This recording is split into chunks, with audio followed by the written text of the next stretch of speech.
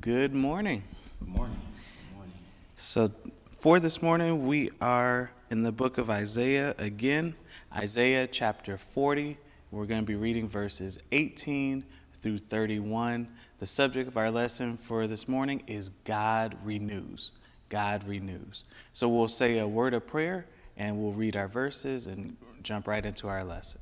So, let's bow our heads for prayer. Dear Heavenly Father, we come this morning just saying thank you for being good, for being loving, for being merciful, for just continuing to bless us, dear Heavenly Father. You've blessed us with health and life, and we just thank you for your blessing. And we ask you to just allow us to hear your word this morning. Allow today to be a day of reflection on you, to let every ministry just minister to your goodness, to your honor, to how praiseworthy you are, dear Heavenly Father. We just thank you for this another opportunity that was not guaranteed for us, but you have given it to us. Help us to hear, but not just hear. Help us to take it in, to really allow it to sink into our hearts and cause us to live better towards you. And to just recognize that your salvation is what we need most of all. We thank you. We ask all these things in your Son, Jesus' name. Amen. So, the lesson for today, Isaiah chapter 40, we're going to begin reading at verse number 18. The ESV version reads as follows: To whom then will you liken God, or what likeness compare with him? An idol? A craftsman casts it, and a goldsmith overlays it with gold, and casts for it silver chains. He who is too impoverished for an offering chooses wood that will not rot. He seeks out a skillful craftsman to set up an idol that will not move. Do you not know? Do you not hear? Has it not been told you from the beginning? Have you not understood from the foundations of the earth? It is he who sits above the circle of the earth, and its inhabitants are like grasshoppers, who stretches out the heavens like a curtain, and spreads them like a tent to dwell in, who brings princes to nothing, and makes the rulers of the earth as emptiness. Scarcely are they planted, scarcely sown, scarcely has their stem taken root in the earth, when he blows on them, and they wither, and the tempest carries them off like stubble. To whom then will you compare me, that I should be like him? Says the Holy One. Lift up your eyes on high, and see, who created these? He who brings out their host by number, calling them all by name, by the greatness of his might, and because he is strong in power, not one is missing.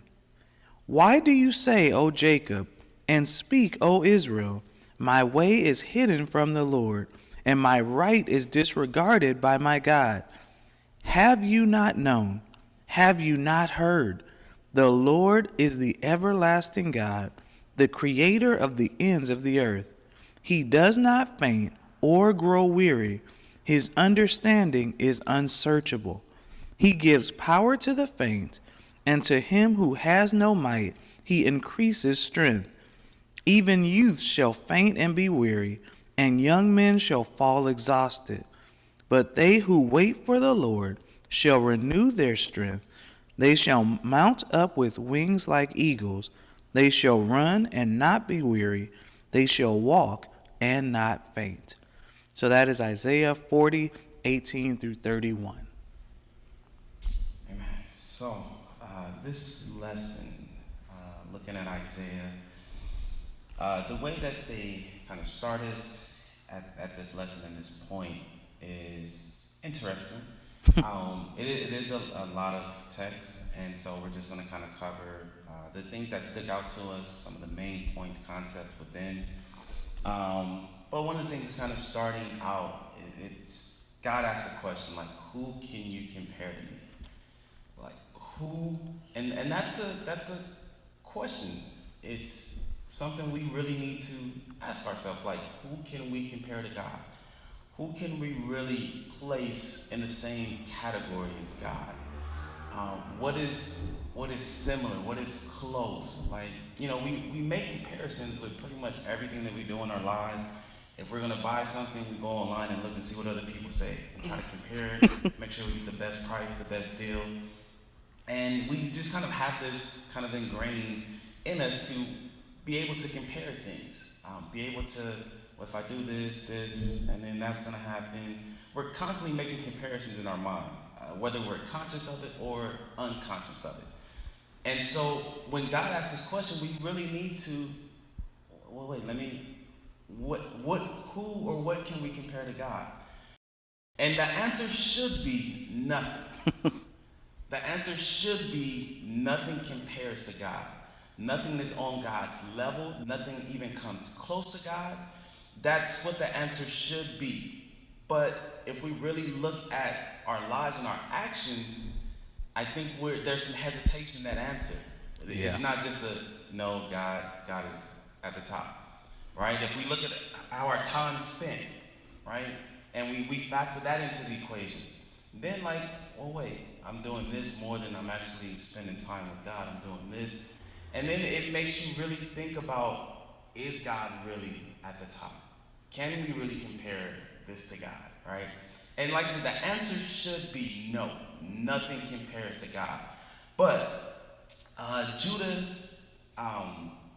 was dabbling with idols, with other little g gods, with other things that they saw other nations doing, other things that other people around them were doing, and then they started to explore. They started to get involved with that. And that's why God is coming at them with this question, like, wait a minute, what are you doing? Do you not know who I am? What are you? You're really gonna serve this thing that you made? That's, and this face kind of came to me, God, as he's asking, who can you compare to me? God is just, is sitting there really? You're really gonna, you choose to, oh, okay. And it's just, we serve the God who's done magnificent things, amazing things for us. And for us to create something and put it and place it above God, it's a slap in the face. It's really telling God, no, you didn't do this. This thing that I created allowed me to be able to do this or did this for me. And God is just sitting there hurt, really? I did that for you. I was the one who opened that door for you. I was the one who gave you that opportunity at that job. And we're sitting here praising somebody else. Oh yeah, my friend, they made the call for me and I got the job because of them. Right. And God is what, really? And that's just how, I kind of put this lesson, God is just really saying really, and looking at him crazy, you're really going to give this thing the credit when you just created it, you just started using this, or you just met this person. But I've been here the whole time, but you won't recognize me. You won't give me credit, give me any praise, any thanks. And that's just, we really need to not only look at Judah, but look at ourselves and make sure we're not falling in this same alignment, making sure we're not falling into the same cycle of giving other things and other people credit and praise for things that God is doing in our lives. Yeah, great point. And what, like Richard said, what really is interesting about this lesson is that this chapter, this message from God, is meant to comfort Judah. It's a message of comfort for them. And the comfort and the reassurance is, I am God. I am God. I have you covered. I know what I'm doing. They're like me. And God, as you read through this lesson, God is asking questions, but it's not as if he's really asking questions. He's stating facts in the form of a question. And like Richard said, there really should only be one right answer. There's only one answer to all of these questions. But if we're going to be honest, if we're going to, as disciples, our our our focus, and we have to really have a transparency about us to really be honest about, wait a minute, am I truly does God in my life have his own category, or is am I trying to force him to share space with these other things that are also, I think, are very important also? Like I think, I mean, yeah, God is first, but there's also this thing he's one A, but then there's one B, like right there with him, or there's a close second. What is our true standard of measurement? Like, what do we really see? How do we really look at God? Because that is going to matter. That makes a difference. It plays a role, a big role in our faith and how much faith we really have. If we really will trust God based on the fact that, okay, do you believe that I am who I say that I am? Do you believe that I can do everything I'm telling you I can do? Because if you don't, then like Richard said, I understand if you think, okay, well, yeah, let me also get this idol God on the side just in case God doesn't come through for me. I also have options. I need to have options. I can't just be sitting around just only depending on God. God is saying, no, it really is simple. Like, if I'm God, if I'm really, truly God, if I am the God who can do everything that I'm telling you I can do, then why is it you can't just trust that? And it made me think about the story of Elijah. In 1 Kings chapter 18, there's this showdown, and you've probably heard the story before. There's this showdown between Elijah and the prophets of Baal. And before the showdown, it says, Elijah came near to all the people and said, "How long will you go limping between two different opinions? If the Lord is God, follow him. But if Baal, then follow him. Make a choice." Basically, Elijah said, just pick one. At this point, if you want to choose the idol, go with the idol. But you going back and forth between God and idols makes no sense. One of them has to be real. One of them is not real. Pick one. And then the next phrase says, "And the people did not answer him a word." They just you ain't talking to me. Like, Elijah is going, and I use that because if we're not careful, even in our day and time, even those of us who call ourselves Christians, those of us who come to church or watch church now, or connected to ministries week in, week out, if we're not careful, we will find ourselves calling ourselves, oh, I'm following God, but also having, wavering between two different opinions. Yeah, I trust God, but I also need other options. And that's not the faith that God wants us to have. If he is the real God, then all of our faith can be placed in him. We don't need a backup plan. We don't need an option B, a plan C, just in case God doesn't do it. It should just be, if God doesn't do it, it's not happening. It's not going to get done. It doesn't matter who else says something different. If God isn't the one that does it, it's not going to get done. So, yeah, one of the first couple verses, as he's asking these questions, he's saying, who can you compare to me? And when you think about comparing, just say, for instance, the characteristics of God, what can you compare that has the quality and characteristics of God? What is love? What is patient? What is kind? What has saving power? There is nothing that you can compare that really matches up to that. No person, nothing can compare to God. If we really know God and really understand his qualities, his characteristics, then that, like Eric was saying, that should be an easy nothing. Nothing compares to God. But if we don't know God, then we start to think, oh, this might. I mean, I heard about God, but I don't know Him. Oh, right. Like I don't know that He loves me. I don't know how much He's done for me. Like so that's when you start to really put other things like close and start to compare it to God. But if you really know God, if you really know His characteristics, if you really know how much He loves you, then it's an easy, like nothing can compare to God.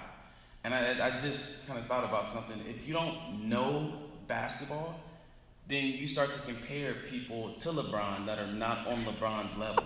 Right. You start to, oh, no, he's as good as LeBron. Like, have you seen LeBron play? And that's what, like, are we talking about the same LeBron? Right. And that's how, if you're trying to compare something to God, I would look at, are we talking about the same God? Right. Jesus Christ?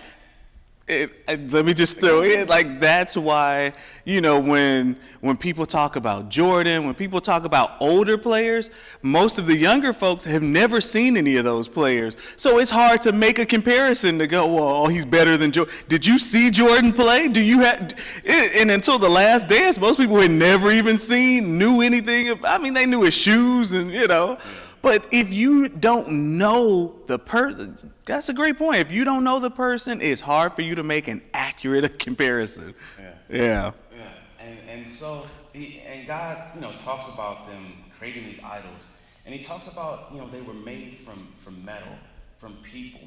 Like they had to go hire craftsmen to build and create their God, which for me it just is funny.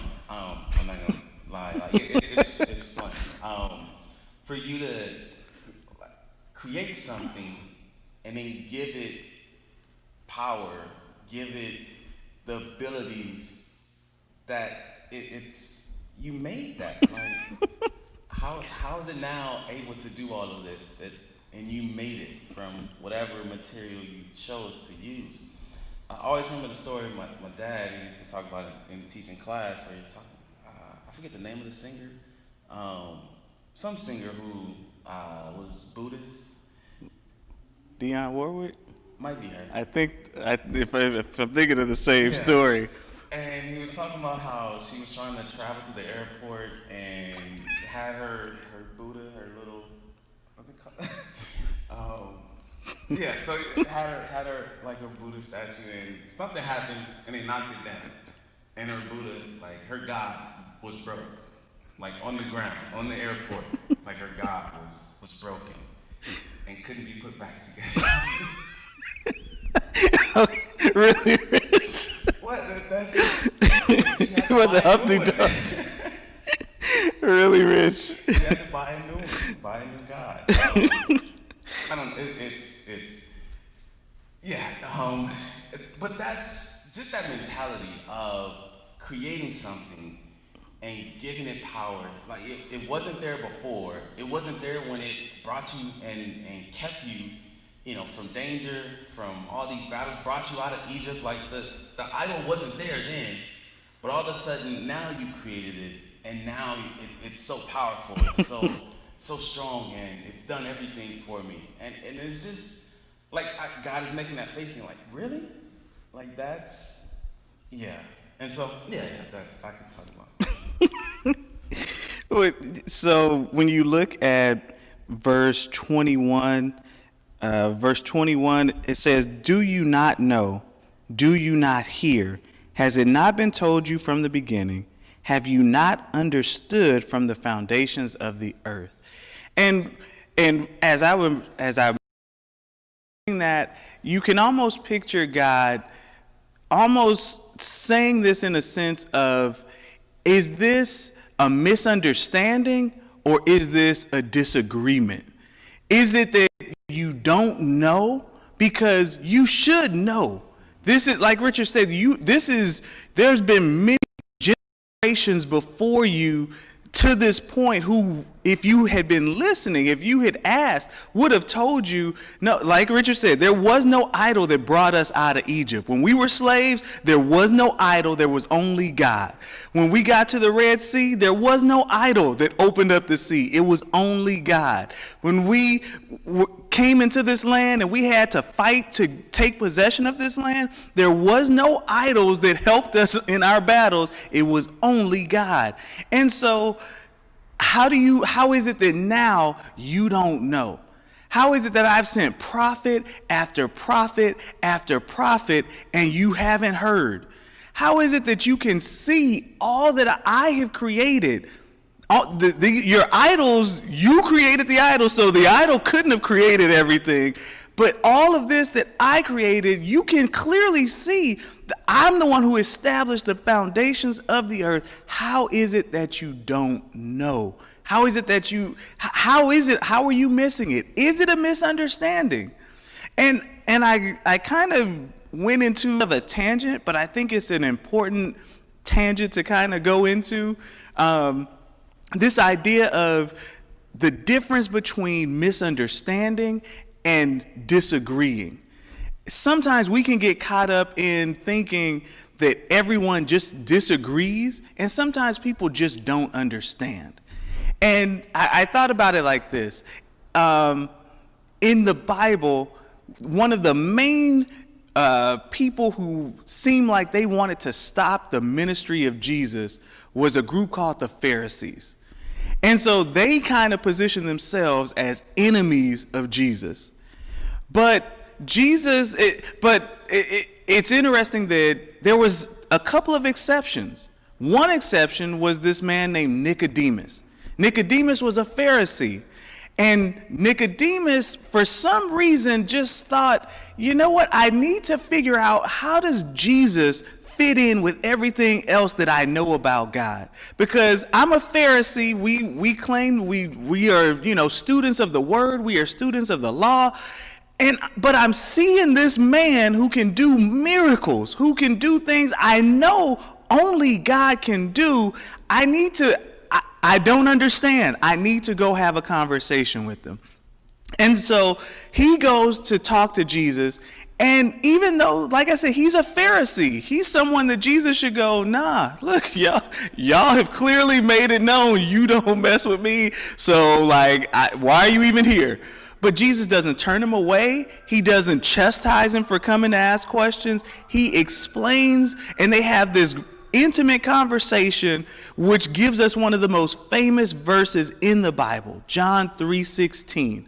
That comes out of this conversation that Jesus has with Nicodemus. And the point being, even though Nicodemus was a Pharisee, Jesus recognized it was a misunderstanding. He just did not understand what he should have understood from the law, right? Another example that is similar, but even a little more wow, is the example of who we call Paul. Paul was also a Pharisee. He was a Pharisee, and he was actively campaigning against the ministry. Even though Jesus wasn't even on the scene, he was campaigning against the church and Jesus's ministry that was being carried on by the church. And in this instance, it's not that Paul goes to Jesus. Jesus comes to Paul to have a conversation. Why? Because he recognized Paul misunderstood. Now, to most of us, Paul did not misunderstand. Paul disagreed. Paul did not want anything to do with the ministry of Jesus. But God recognized, God is the expert at telling the difference between who misunderstands and who disagrees. I use the example, in our day and time, you could have said Paul was like a Trump supporter. He was just anti anything. It looked on the surface like he was just someone who didn't want to understand. I just disagree with everything that you stand for, everything that seems decent, I disagree with. He would have been a Paul supporter if he was in this day and time. But notice the message of the gospel, it needs to be carried to everyone. And that's why I wanted to follow this tangent. Just for us as disciples, we are not we have to be very careful that even though some people seem like they don't care about the message of the gospel, they don't want to hear the message of the gospel, they seem hostile to the message of the gospel, God has commissioned us to present the gospel to everyone. Now, it's on him to either grow it or to cultivate it in their hearts. That's not our job. I'm not telling you to just go back and forth and argue with anyone. But what I am saying is we have to be very careful not to write people off thinking, nah, they don't even, look, they don't, they don't want to understand. Because if God had taken that approach with us, where would we be? Look at what he's saying to Judah. Like, I'm hanging in here with you. I just need to, let's talk about this. Is it that you just aren't seeing it? Are you misunderstanding? Or do you really believe that these idols that you created have power I don't have, can do things I can't do? Do you really believe that? Or are you just not understanding who your God really is? Is that why you're making this really bad comparison? Because you don't understand who your God really is. Yeah, those series of questions. Do you not know? Have you not heard? Like, God is hold on, wait a minute. Okay. Do you know who I am? Right. Has anybody ever told you who I am? Has your aunt, has your fathers, your cousins, have you never heard of me before? And this is God asking this question, like, wait, your actions are saying that you don't know me and you've never heard of me. Right. But I know, do you not know? Like, so you mean to tell me this is why you're doing this, because you don't know who I am? Because you've never heard of me. Is that why you're creating these idols? And God he says, has he not been there for you since the beginning? Have you considered the foundations of the earth? Like, God is just saying, like, look, have I not been here for you from the beginning? Like, just look around. Look at the foundations of the earth. And that's something we can all do. To really just, when God asks us these questions, when we're acting as if we don't know God, when we're acting as if we never heard of God, just looking around, just looking up in the sky, like, we're able to see, we're able to recognize God. Like, just looking at the earth and the sun and the moon and the stars. It talks about later, I'll get into it. But just looking up, like, you see the creation of God. You see something that man cannot do, man does not maintain. Like, it's all God. Like, when you just look up in the air. That's what God's saying. Like, can your idol, can it do that? Just look up. Can it do anything up there, right? And this is God really trying to get them to see it. It's not to really, like, condemn them in a sense, but it's to get them to recognize who he is. It's to get them back on track, get them back focused on what matters and what really cares.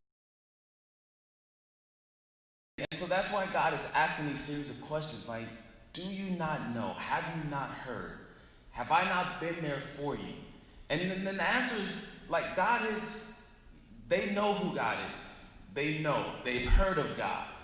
But just their mindset, their mentality, and just being influenced by what's going on around you, like, that plays a big role. Which, if you're not focused on God, if you're not focused, you get caught up in what's going on around. And I know there's a lot going on in the world today. I'm not saying that there isn't. I know there's a lot, and I know we have a lot of time to really ponder on things that maybe we wouldn't have ordinarily if we were at work or doing things. But with that time, we should be trying to focus on Christ. We should be trying to stay and draw closer to him. Because the more that we draw closer to him, the less we're dealing with and concerned with other things, right? And just like, sometimes, like me and Janika will be having conversations, And she'll be talking about things that are going on and just all this crazy stuff. And I'm like, yeah, I haven't heard about it. Like, it's just a lot of things that I don't really care to, not that I don't care to know, but it's just I don't spend my time really trying to figure out and not saying she does, like she just sits at home and does that, but just sometimes we have conversations and everything like, oh, I didn't hear about that. Like, and I just don't go searching for news, or I'm not interested in trying to find what's happening all over the place. Like, there's always going to be things out there, and that, like, the world is still in God's hands. Yes. There's nothing I can do to fix it. In a lot of cases, some cases I may be able to. I just need to come up with the solution for me. But no, it's just, I try not to consume myself or worry about things that are going on. I know that God has me. I know that I'm in His control. I'm in His plan. And I know that things are going to happen according to His will. So for me to just sit up here and worry and stress, try to figure out how to solve things on my own, like that doesn't help anything or anybody. So. No, I mean, yeah, just there are so many good points in this lesson for us to just really, in God's own way, God is really trying to reassure His people that, like Richard said, I know sometimes you can get caught up in thinking like people around you, right? In verse 22, 23, 24, he's talking about how he is above and separate from his creation, right? He says, who brings princes to nothing and makes the rulers of the earth as emptiness. Scarcely are they planted, scarcely sown, scarcely has their stem taken root in the earth when he blows on them and they wither. And it is just, it's such a poetic way of just really pointing to the fact that, yeah, you have a lot of people who, to us, if you are just tapped into and you're just paying close attention to, I'll use the term, if you're just keeping up with the Kardashians, kind of just every move they make, everything that they do, and other people, these very influential and powerful people, you would just think like, oh, they're gonna be here. They, like they are just, like they're just keeping themselves, in this life. And God is going, no, like, I really need you to, you're looking at this very limited view of things that are temporary. Like, these people are temporary.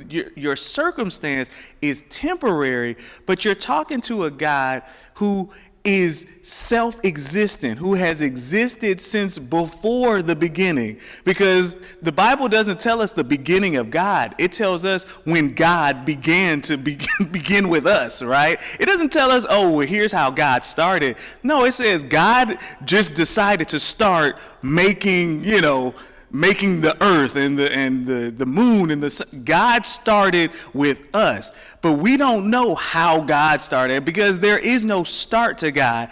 God is permanent. God is eternal, right? And so I just love that the poetry, the poetic way it's stated, that man is, just when you think, oh, man is he's about to take off, this person is about to do this person is about to, do great things, and then you see God says, no, like, all it takes is a breath from me, and they have to wither, and they have to go away. They have to give up this life. It's God gives breath, and with a single breath, God can take his breath away. And what are we if we don't have God's breath? Where else can you go to get breath when God says, no, I'm not giving you any more breath? What's your other source then? Is the idol that you created, is he possible, is that idol going to give you more breath? Like, when God takes his breath away, then what happens? Then where else do you go? And again, this is God trying to paint the picture that I stand alone. I have my own category, that I am capable. I am the one who does things that no one else can do. And that's something that we have to acknowledge for ourselves. We have to recognize it. God isn't going to force anything on us. If you want to believe the thing that you created is what's keeping you, okay. Like, just know it's going to seem very quick to you and very sudden to you when it's like, it's taken away. It's all over. It's all gone. Because if we were to live 1,000 years here, eternity is that 1,000 years is going to seem like a single drop not into a bucket, into an ocean, a single drop, like nothing. It makes it may not even make a ripple, So. Yeah, just as you were talking about just our focus and what we're looking at, what we're concerned with, I have this kind of telescope lens. And so if you're looking through this telescope lens, you can see things closer, you can see things better. Yeah. But you can only focus on kind of one object.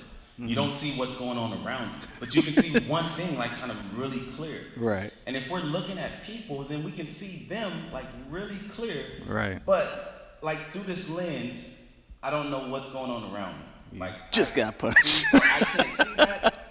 I really have to, and if I'm moving too much, I can't see anything. Like my focus is gone. But without the lens, I can see what's around. I can see the full picture now. And that's how God is watching over the earth. Like God is not watching through a lens where you can only see what's happening in California or in America. Like God is everywhere. He knows what's going on all over the world. Right. And looking at verses like 25, starting from 25, he asks those series of questions again. Who will you compare to me? And he talks about how he created the stars and he knows them by name. And just to even count the stars, like nobody can do that. Nobody knows how many stars there actually is. And scientists will tell you, oh, there's such and such. No, you don't know that. That's your scientist voice? That's my scientist. There are 350. No. That they don't know how many stars there are actually out there. But God knows, and he's placed them exactly where he wants them. And God calls the stars by name. Like man has given stars names, but that doesn't mean that's the star's name. Right. That doesn't mean that's what God calls them. Right. Like we call the Big Dipper, Jupiter, or whatever. I don't even know if that's the only star. I'm not an astrologist, man. Don't look over here. That's the only one I know. But like that's what we call it. But God already named all the stars, and he already knows their names. And that's just that's the amazing God that we serve, that we have on our side, the God who knows all the stars by name.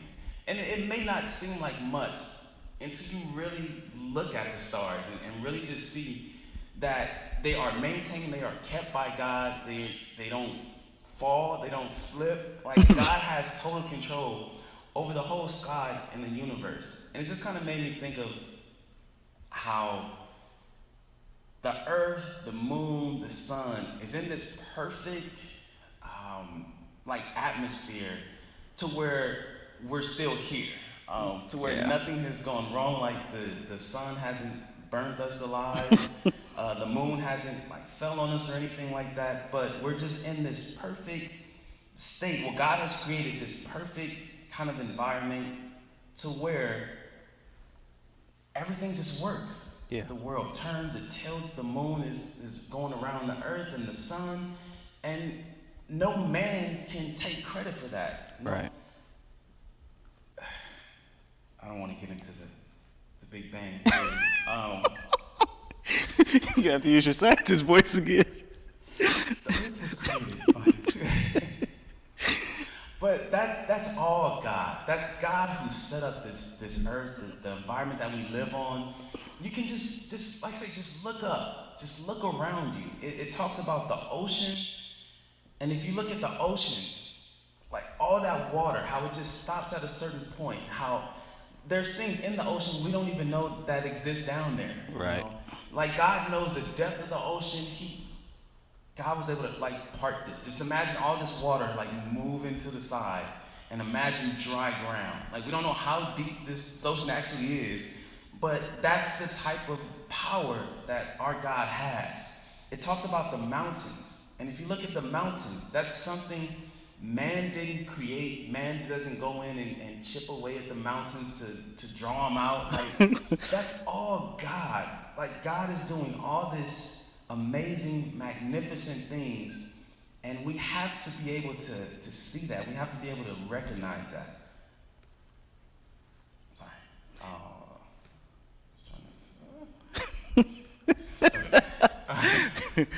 And that's God, when he's asking, like, who are you going to compare to me? Like, who's done all these things?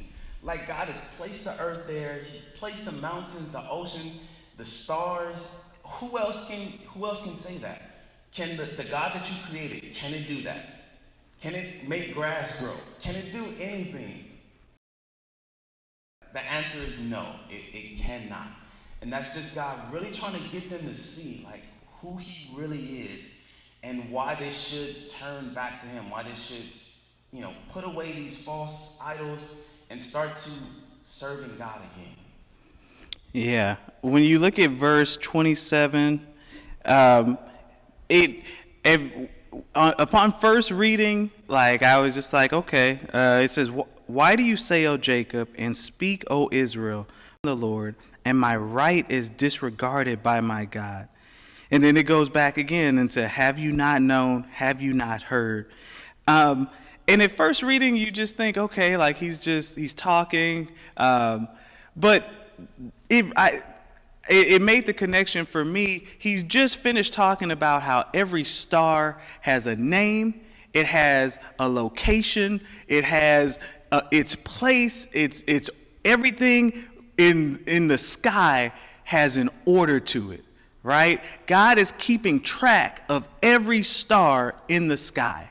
And for us, the truth of it is, the sky, the stars are really they're just like decorations. Like, they're not essential, the sun, we need the sun, we need the moon, but the rest of the stars that God has, like, they don't play an essential part in our life. But the idea is, if God is keeping track of decorations, of in the sky that really are just decorations, they have no soul, they are not in need of salvation. If he's keeping track of them, then this question becomes even more so like, wait a minute, I'm telling you, I know every star by name. You think I don't see what you're doing? You think I don't know who you are? You don't think I know where my children are? Is that what you're saying? Like, think about it. Speak that out loud. See how silly that sounds. That I'm the God who is maintaining, who is tracking, who is ordering, who is naming lights in the sky that are not essential to you, but to you, I'm already promising. I have promised my provision. I have promised my presence. I have promised my protection. I've promised you. I've made you so many promises, and I've come through on so many of those promises. How is it that you think I don't see what you're doing? How is it you think I don't recognize when you are trying to live right? When the way that you were taken, how is it you think I don't know where you are? I'm your father. I consider myself your father. How is it that you think I don't know where you are? I don't know what you're going through, or I don't care what you're going through? That really drives that question home. And it, to me, like the title of this lesson, full disclosure, Pastor Manuel covered the end of this lesson in our Wednesday night Bible study, and I'm not going to attempt to try and, go over it, reteach it in any way, shape, or form. But the thing that really struck me about this is how it talks about God. The title is God Renews, right? So he's talking about the children. They're saying these things as if God isn't hearing not just what they're saying, but what they're saying on the daily basis, what they're saying about him. And then he's trying to get them to understand, you are seeing things from this very weird, like, just problem-focused perspective. Can you give me the the cat with the cage? Right there. So this is a graphic. It's a cat who's in a cage, but I mean, cage isn't really even the right word because he's looking at the grid, right? And there's no covering outside of just that grid. But if you are only looking at the grid, he thinks, I can't get out. I'm stuck in here. And he could jump over it. He could just back out of the little carrier thing. But because he's just focused straight ahead, he does not see like Richard was talking about, that big picture. And sometimes we don't see the big picture either, because in our day and time, in our society, the message is you can do for yourself. You are an independent person. You are powerful. You can run hard. You can run as far as you can go. You pull yourself up by your bootstraps. We have this very independent, focused society. But God is saying, the truth is, each one of us is, we're like batteries. Each one of us is like a battery. And it doesn't matter how big of a battery you have. Richard and I were just talking before we started. You could have a power bank, a power pack. It could be huge, right? It could, power many different devices. But every battery has one design flaw. And it's designed. It's by design. And God has designed us with the same design. And I'm going to call it a flaw, but it's just part of the design. Every battery must be at some point, no matter how big it is, no matter how much power it has in and of itself, every battery has to be renewed. You have to plug it in. You have to recharge it. Every battery has, at some point, is going to run down. And the lie that society is believe is that no, you don't need anything to renew you. Like, you are your own power source. You are not a source. You are a battery. And if I'm a dead battery, if the battery on your car dies, the last person you can ask to help you jump your car is someone else who has a dead battery. They cannot help you, right? On certain cars, I've even found out, and I'm not a car guy, but on certain cars, if you have a big model car, like a SUV, or say one of those big diesel trucks, you can't get a little car to give you a jump. It doesn't have enough power to do it. You can sit there and rev the little Prius up all day. It's not going to charge a big battery, right? And if we can understand that, that little silly example, God is saying, I am the source that powers you. Please stop comparing even yourself to me, because you are not like me. I am self-sustaining. I can keep going what God is saying, if everyone on earth decided we don't believe there's a God, we're not going to pray, we're not going to give, we're not going to do anything for God. God is saying, I'm still going to be okay. I'm gonna be fine, because I don't need anything or anyone to make me God. I was God before I created anything. Before there was a moon, a sun, and earth, I was still God. When the moon falls, when the earth is destroyed, I will still be God. I'm God regardless. But you and we need to be renewed by the source. And that's what the end of this lesson is about, is that each one of us, no matter how strong you think you are, no matter how big you think you are, each one of us will eventually run out of power if God is not our source of renewal. If he's not the one giving us strength, each one of us is going to run out. And so it's just about really recognizing God deserves, he is, but he deserves recognition for being his own category, for being in a class that no one else can touch, right? Yeah, you touched on a lot of, what I was going to say. Just the last I'm thing. sorry. No, you're good. We're close to time anyway. The last thing I was going to say is just with verse 31. Like, that's a verse I've heard quoted, thousands of times. Right, right.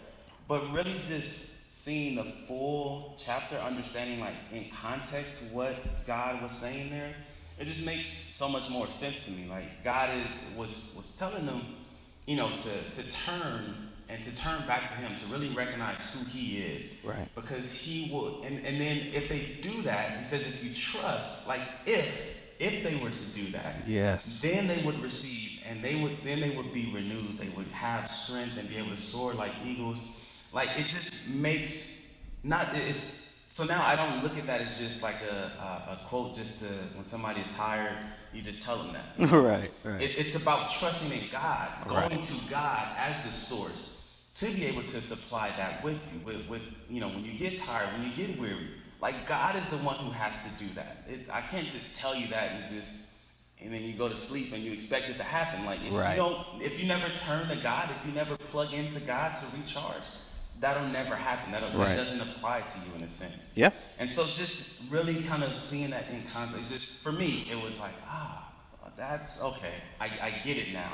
And so, yeah, that was the last thing I had in that. Just to really trust in God.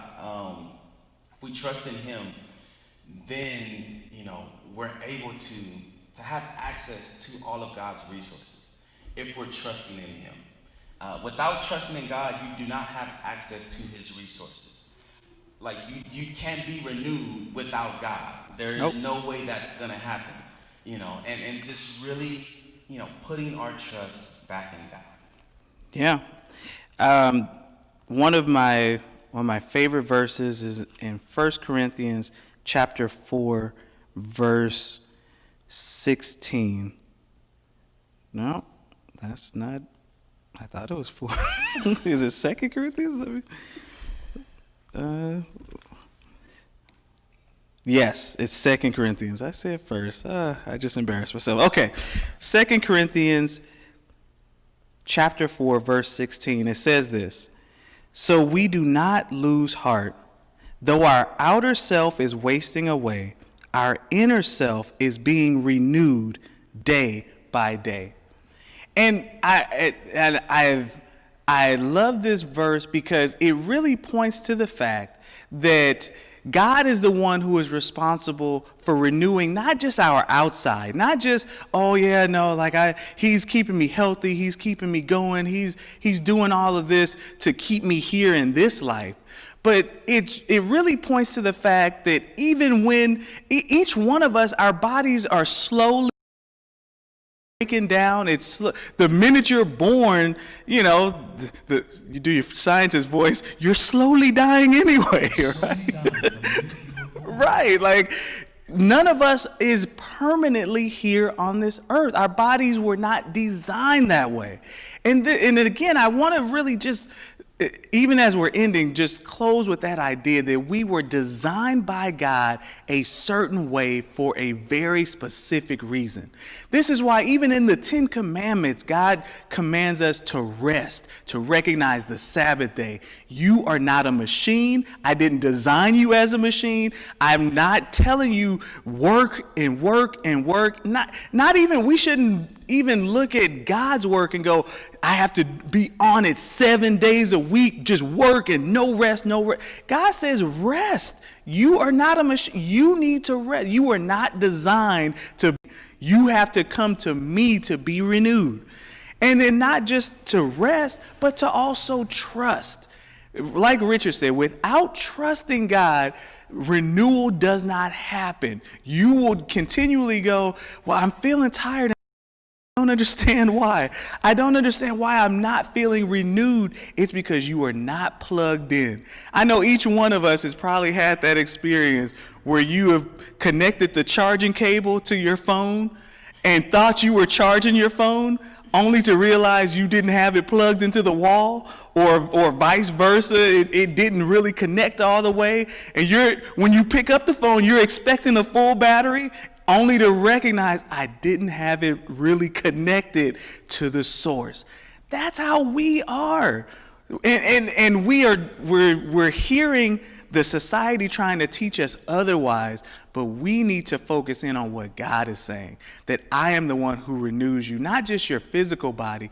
I renew your spirit. I renew your inward man, that when we take our last breath in this body, our spiritual self, our true self, our spirit, our soul is going to be with the one who is continually drawn us closer to him, continually giving us hope, giving us peace, giving us all kinds of spiritual blessings. So yeah, it says don't lose heart, don't get discouraged, and this again, it goes right back to this idea that God is comforting his people, reassuring them, like, I have you covered. Like, I am the source. I am the one who will cover you, who will bring you through, who will get you through whatever is trying to bring you down. I have the power I have the ability, I have the desire to renew you, to make you better, to cause you to prosper. And so it's just on us to really see it, to not listen to all this, you can do it on your own talk. You cannot do it on your own. You have to be connected to the source. God is the one who renews. Without him, there is no alternate source. There's no wireless charging. There is no, if you're not connected to God, then you're just on your own. Like whatever the percentage on the phone is, like you're heading towards zero, and there is no going back. There's no recharge. It's just whatever number you're on, it's just going to slow till it hits zero. All right. Not to end on a morbid note, but it's just the reality. Right. It's just the reality. We have to renew and get strength from the source. And there is only one source. There is no other source. There's only one. Okay. Next week, we are in Isaiah chapter 46. Chapter 46 of Isaiah, verses 3 through 13. And the subject of that lesson is God acts. God acts. Isaiah 46, verses 3 through 13. We thank you so much for joining us. Thank you for just continuing to support this ministry. We're going to take a brief hiatus, and then we'll be back with morning worship.